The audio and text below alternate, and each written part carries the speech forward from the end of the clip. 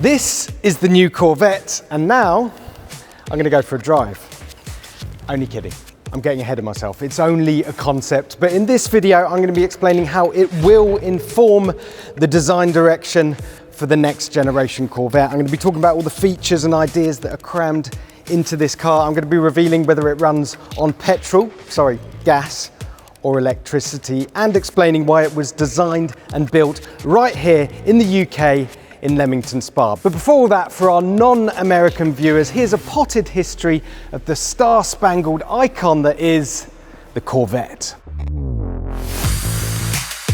The C1 Corvette, built between 1953 and 1962, laid the template and cost from just $3,500. But it's the second-gen C2, known as the Stingray with the split-window coupe model, that you probably remember best. The C3 was the one that looked like a Mako shark and had concealed windscreen wipers and headlights, and claimed the Corvette's best ever sales year, 54,000 in 1979. In 1983, the C4 came along with a much cleaner, simpler look and big tech advances, while the C5, C6 and C7 models that followed were increasingly unhinged takes on the front-engined V8 rear-drive layout, culminating in the 755 horsepower 2019 ZR1.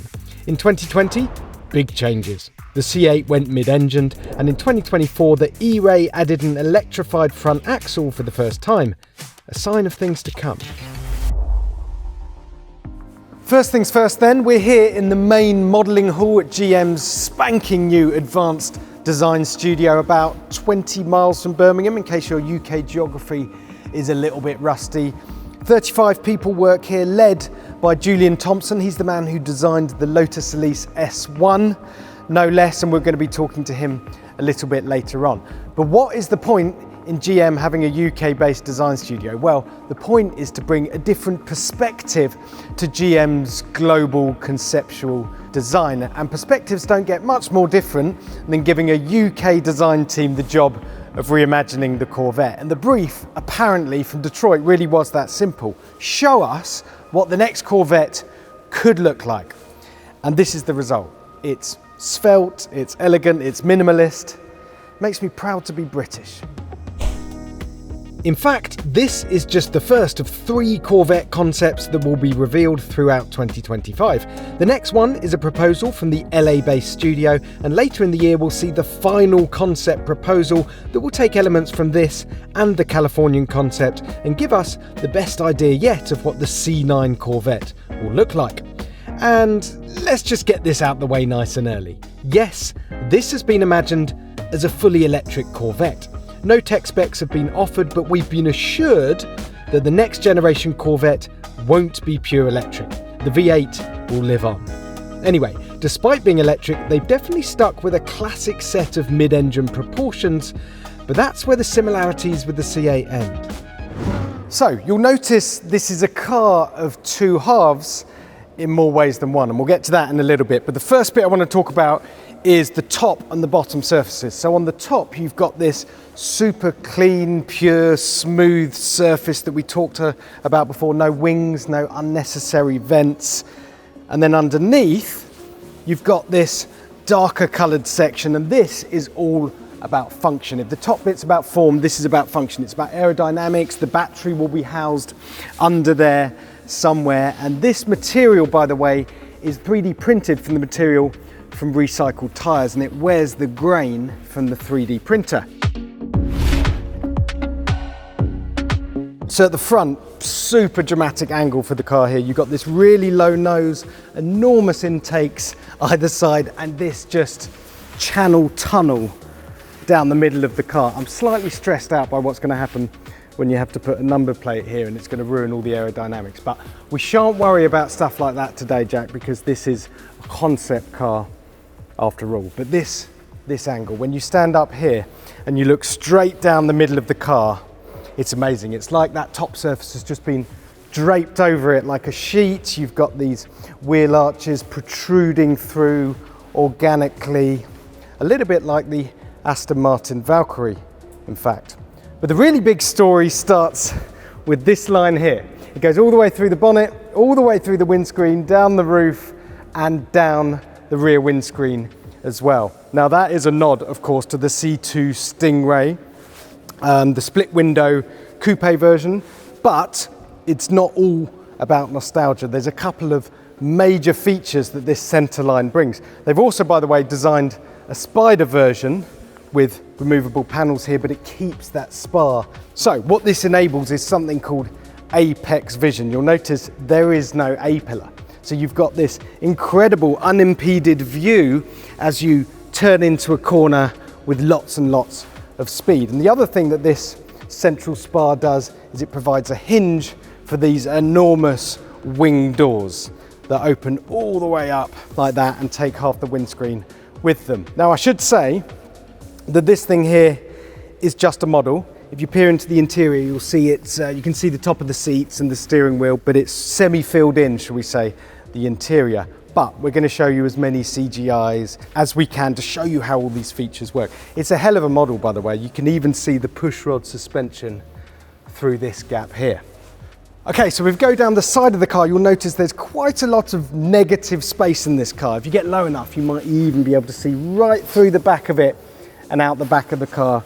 But it's around the back where all the really funky aero happens. So it's something that they call aero duality. Essentially, there's some fans hidden under this rear deck, and what that allows is for a couple of distinct characters for this car. So when you're cruising along and you want minimal drag and maximum efficiency, it can draw air through channels here. So these two windows drop down, create a little channel, and the fans help to draw the air through and out the back of the car, creating effectively a virtual long tail, a little bit like the GMA T50. But then when you put it in track mode, a couple of dorsal fins come out the side there, these channels close up, active ducting under here moves so the fans start drawing air instead of from on top of the car, from underneath it. And they draw it up and through the diffuser for maximum downforce.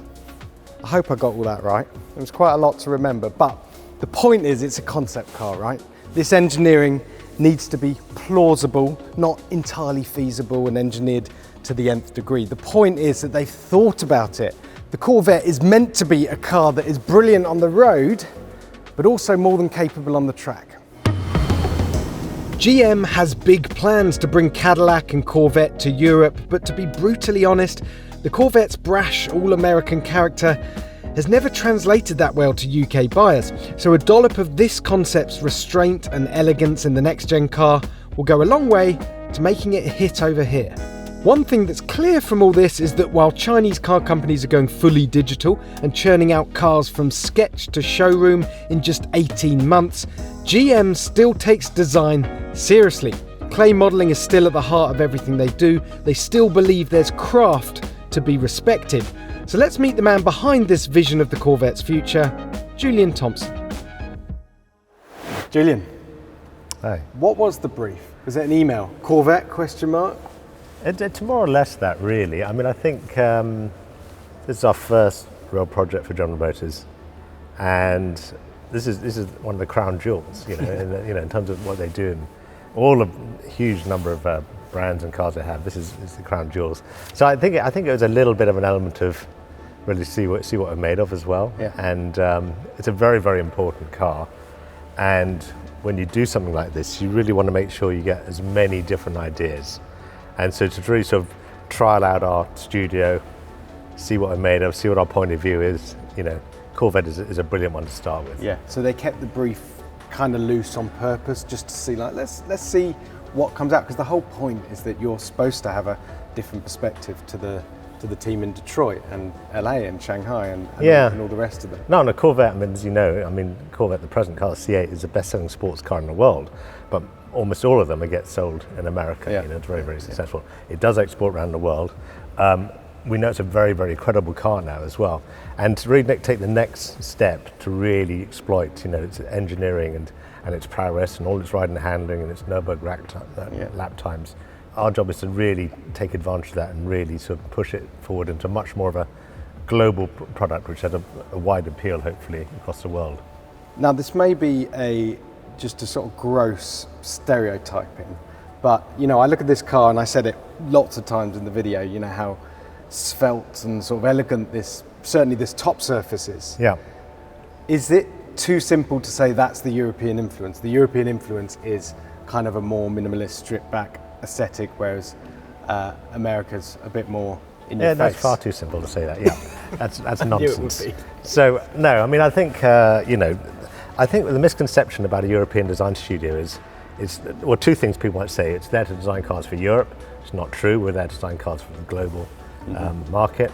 And the second things are, design European cars for the Americans to look at. But that's not there at all.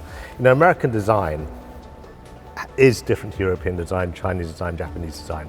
There's a sense of confidence about it. There's a sense of sort of celebrating technology.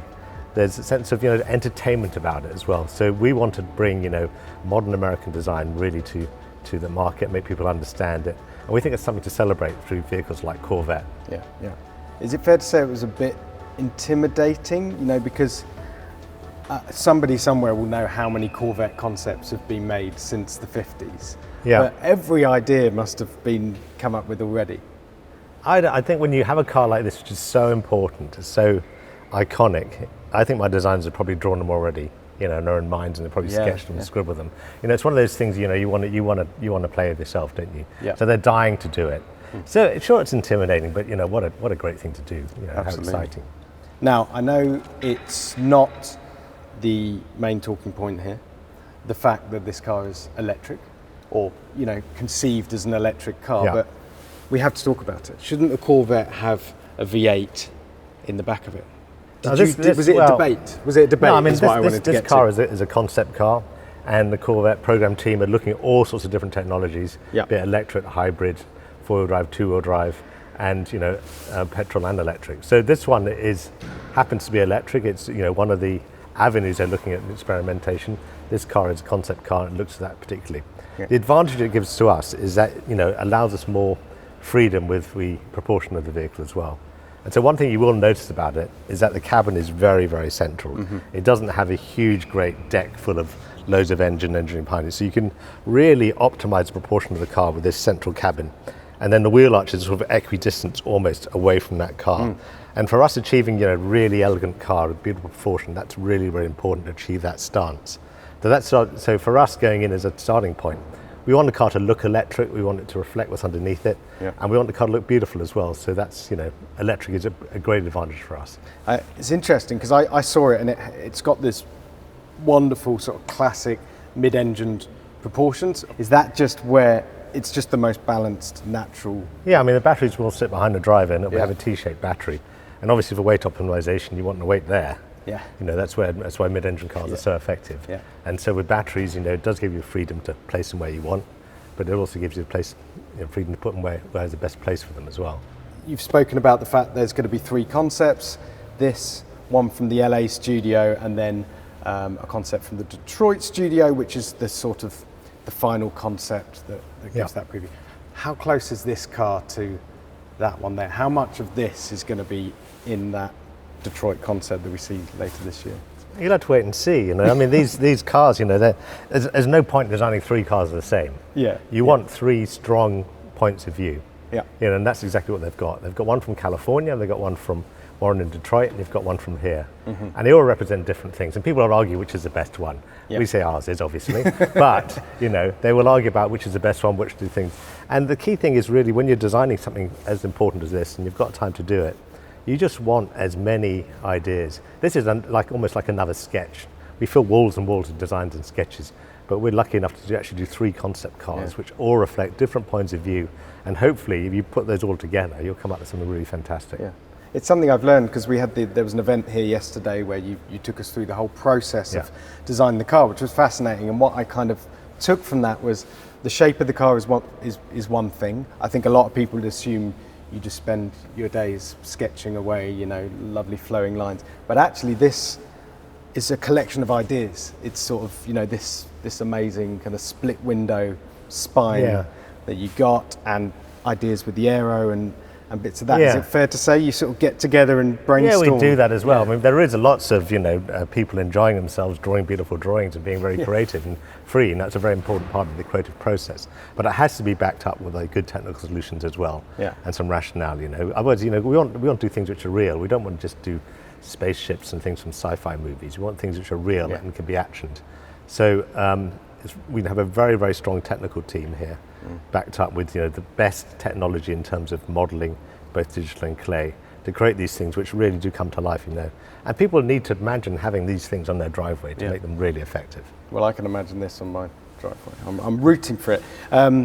So go on then. What's your favourite bit? There must have been one element or thought I or like idea. this bit best.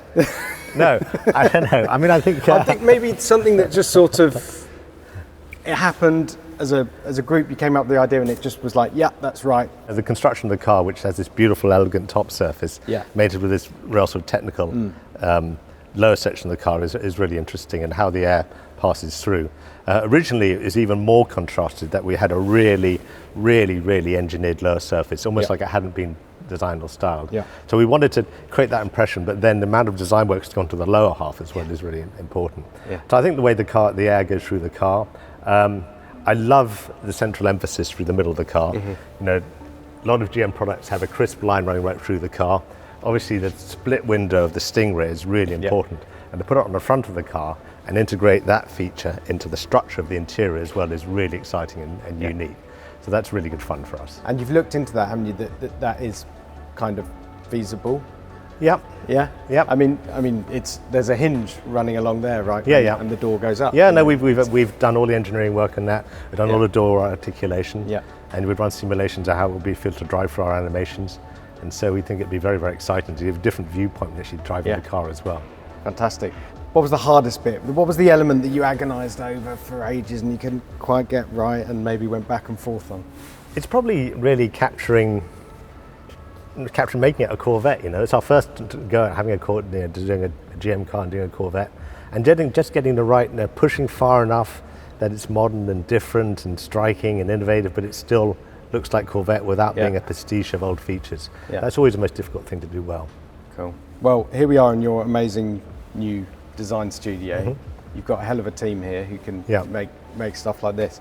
I'm not going to pretend that I researched this.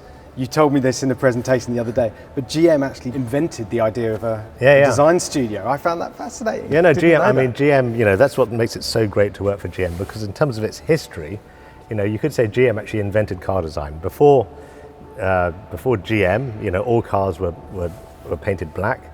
There was no colour to them. Chevrolet was the first company to actually paint a car a different colour. And then GM was the first actual design studio to actually happen in 1927. And then following on from that, they were also the first people to use clay in modelling.